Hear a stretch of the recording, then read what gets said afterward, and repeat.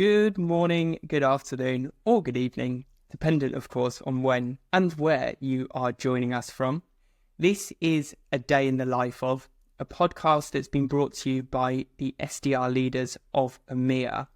Now, in this podcast, we're going to talk to various SDR leaders about their role, how they get the best out of their teams, their tech stacks, and any trends that they're seeing that will influence the prior.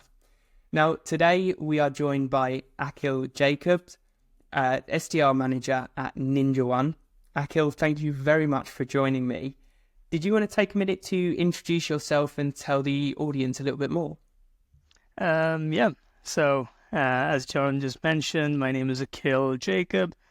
I'm the SDR manager for UK, Ireland, and the Nordic team for NinjaOne in the Berlin office. And been with the company for a year and a half now. Been a SDR leader for past 2-3 years. Working my way up from working with different startups, and that's in short where I am, and right now based in Berlin. Fantastic. Love to hear it. Yeah, really keen to hear a little bit more about the transition from an IC role into a people leadership role. It's always a good way to work up, but also depends on what you really want to do.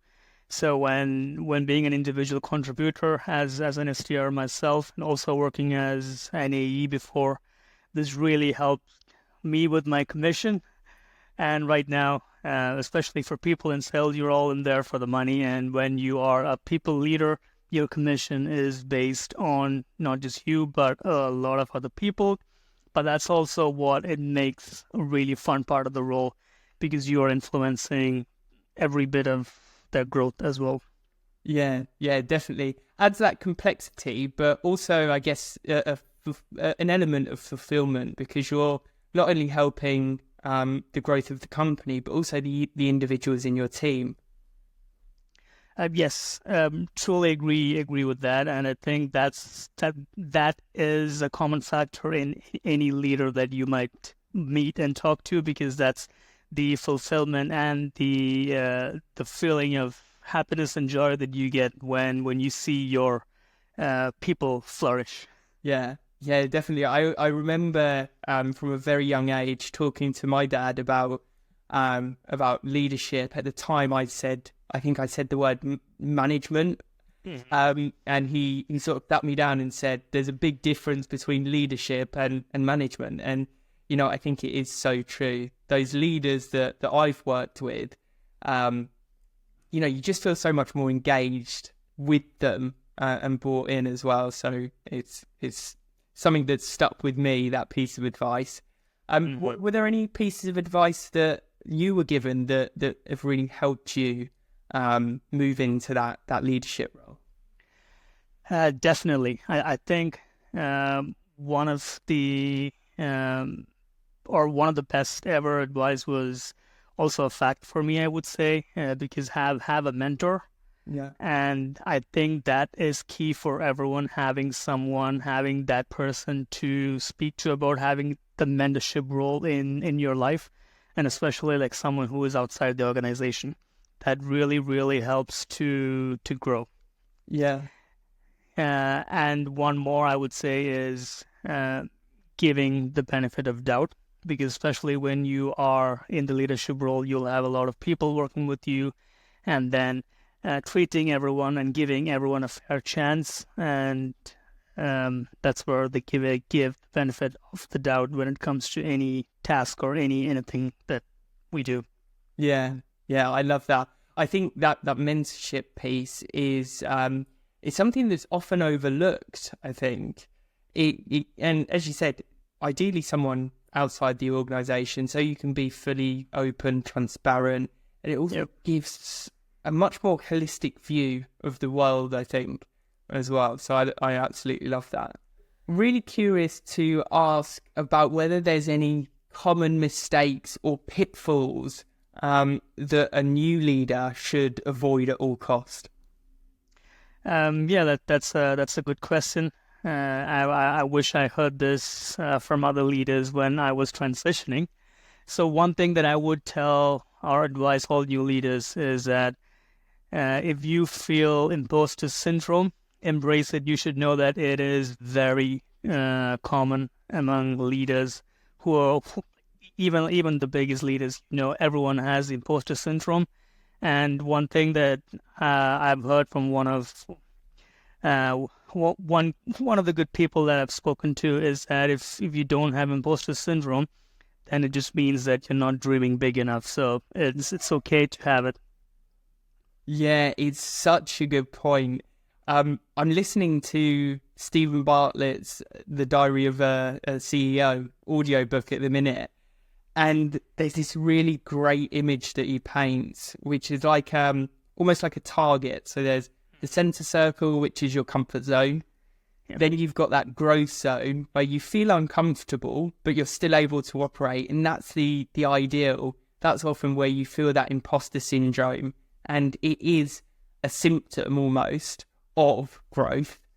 And then there's that third circle, which is the panic zone, which is you're just that one step too far and you sort of freeze up. So it's trying to find the balance. Now, I'm sure there's been various resources that you've leaned on that have helped you when either coaching your team or helping them on their sort of professional development journey. Are there any that sort of come to mind?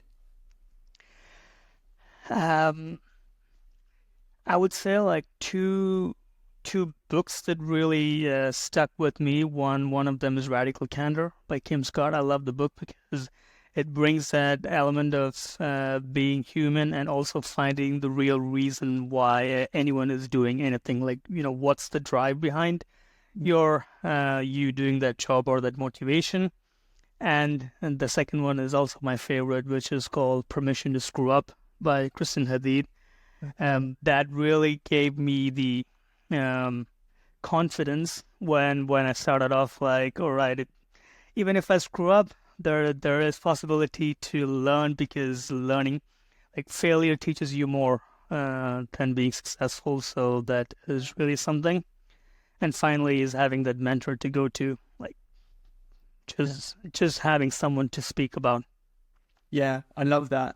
I'm a big fan of Radical Candor. Oh, nice. Listening to it on audiobook, and I couldn't believe that Kim Scott did struggle with speaking publicly because she does such a fantastic job. And Permission to Screw Up, it's been added to my reading list. I'm gonna chuck it in the Amazon basket as soon as we jump off, because I love that. There's one of my previous managers, he used to say, we're not performing brain surgery here.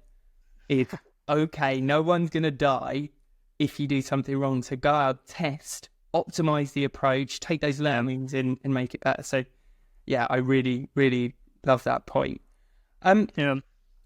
Now, if we look forward, are there any trends that you're seeing that are getting you particularly excited?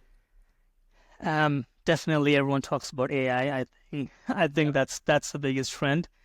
So AI-based tools to personalize outreach is something that I'm really, really excited for, and I'm always looking at tools, demoing different tools. Yeah.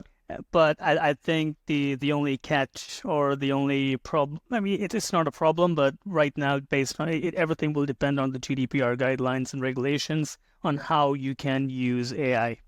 But I'm really excited for that. Yeah, indeed. It's a really valid point. I think from the people that I speak to, there seems to be two camps. Those that are all for it and, leading the way, testing, demoing different tools, and those that are a little bit more reserved, whether it's because of GDPR concerns or security concerns, like how it's going to influence the rest of their stack.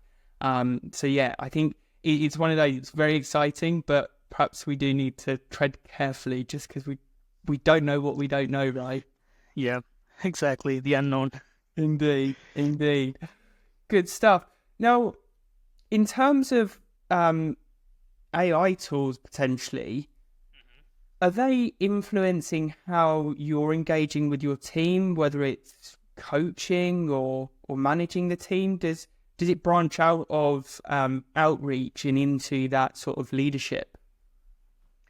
Right now, I would say it's not impacting anything, and I try to focus on the radical candor and being human, Yeah. and stick to the old school for now, because like when we look at outreach, the best way to book a demo is pick up the phone and make that call. Yeah. So cold calling is the way for now. Yeah, great, good stuff. Are there any changes or anything that's happening that you think will massively impact the SDR landscape over the next 1, 3, 5 years? I still believe that cold calling would still be a thing, because that's the best way to book a demo, as I said.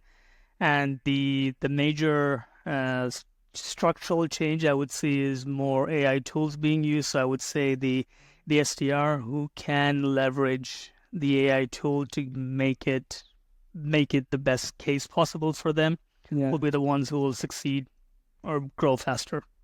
Yeah.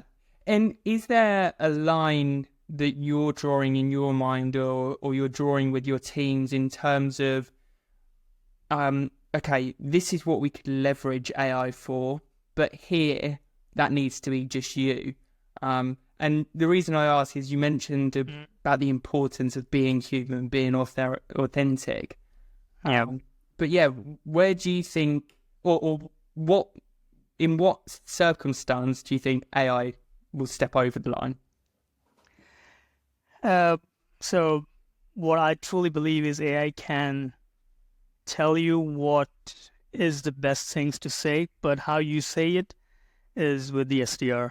So the tone, how you mirror your prospect, and what you say, because AI can tell you A, B, and C, but C might not be the best to tell the prospect. So making that decision of what to tell and how to tell. Yeah. Yeah, it's a really good point. It's something that I've been thinking about is anything that's sort of customer facing. That's not to be me, but anything before that, if I can leverage AI to do some research or just have a bit of almost like a brainstorming session with the AI, it can be super helpful. So yeah, I love that response. Akhil, it has been an absolute pleasure. I will let you get on with your day now. If anyone wanted to reach out, I guess, is LinkedIn the best place, or the SDR leaders of EMEA community? Both. Yeah. I'm pretty active on LinkedIn, and yeah, social selling for the SDRs is key. That's one point I always love to emphasize on. So yeah, both. It's fine. Great stuff. Great stuff. Akhil, thank you once again.